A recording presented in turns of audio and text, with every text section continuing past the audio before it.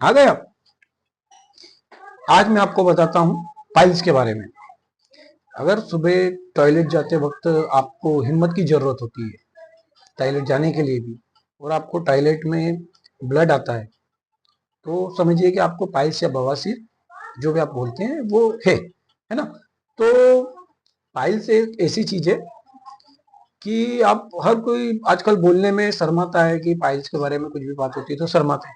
तो ये बीमारी है ना, शर्म की नहीं, ये इलाज की बीमारी है। तो आप इसका इलाज कराना चाहिए। अब मैं आपको इसके कुछ लक्षण बताता हूँ, और फिर इसका ट्रीटमेंट भी बताऊंगा, और इसकी डाइट भी बताऊंगा कि मैं मेरे पेशेंट को क्या डाइट देता हूँ। और आप में से अगर कोई इलाज कराना चाहता है तो मेरे कॉन्टेक्ट नंबर पे कॉन्टेक्ट कर सकते हैं, मेरे क्लिनिक पे भी आ सकते हैं, है ना। जैसा भी आपको उचित लगे आप कर सकते हैं।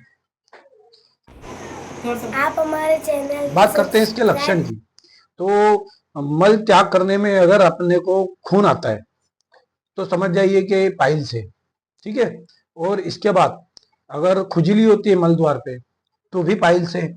गुद्दा में सूजन है या गांठ पड़ गई है तो भी पाइल्स है। और गुद्दे के आसपास में अगर खुजली बहुत ज्यादा ही हो रही है, या बैठने चलने में परेशानी होती है, या कुछ मतलब चलते फिरते भी खून के कुछ एक दो बूंद आ रहे हैं तो भी वो पाइल्स की वजह से हो रहे हैं। तो ऐसी सिचुएशन में आपको इलाज की जरूरत होती है, एक अच्छी डाइट की जरूरत होती है। इलाज के साथ साथ एक अच्छी डाइट भी जरूरी है जो हम हमारे पेशेंट को देते हैं। हमने कई पेशेंट ठीक करे, हमारे कुछ पेशेंट की मेरे यूट्यूब चैनल पे आप देख भी सकते हो, है ना। इसके कारण हो सकते हैं कि आप ज्यादा हेल्थी होते हैं, अगर आपका शरीर पे फैट ज्यादा हो तो भी, या ज्यादा लंबे समय तक खड़े रहने का काम रहता है, जैसे लॉन्ड्री वाले नाई समाज में जैसे ज्यादा खड़े रहने का काम रहता है तो उनको भी होने का। जो ज्यादा देर बैठते हैं, ऐसा ही नहीं कि खड़े ही रहने पे, ज्यादा देर बैठते हैं उनको भी ये समस्या हो जाती है ना। उसके बाद प्रेगनेंसी के दौरान भी हो जाती है। ऐसा नहीं है कि इसमें हमारे द्वारा दी गई दवाई, इसमें हम सबसे पहले तो वो जो गांठ बाहर आ गई उसके लिए देते हैं, क्योंकि जैसे ये मल द्वार है ना। अब इसमें से होते हुए अगर कोई गांठ बाहर आ जाती है ना, तो और जैसे आप मल त्याग कर देते हो फिर वापस चले जाती है, इसको धकेलना नहीं पड़ता है। तो वो सेकेंड स्टेप में, कि अब सेकेंड स्टेज का आपको पाइल्स हो गई है। पर अगर वो बाहर आकर ऐसे के ऐसे बाहर ही रह जाती है तो समझ लीजिए कि वो थर्ड स्टेप में हो गई आपकी, है ना, कि आपको हाथ से धकेलना पड़ती है।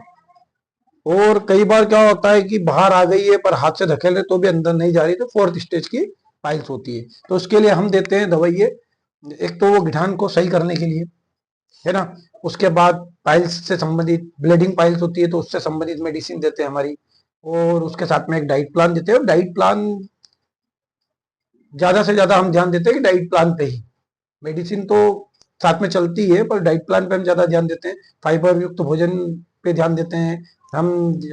जैसे हरी सब्जियों का सलाद वगैरह ज्यादा से ज्यादा खिलाते हैं, सब्जियों का जूस भी पिला देते हैं, और उसके बाद हम छाछ पिलवाते हैं दिन में।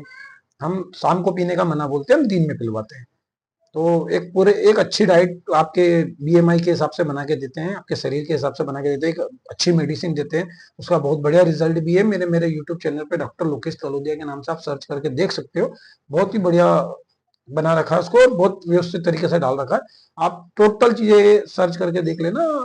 और अगर आपके किसी परिचित को या कोई किसी को कोई समस्या है तो उसका निराकरण के लिए आप हमारे क्लिनिक पे एनी टाइम आ सकते हैं। बस फोन लगा के आइएगा, हम आपको कब मिल पाए उसके लिए, ठीक है ना।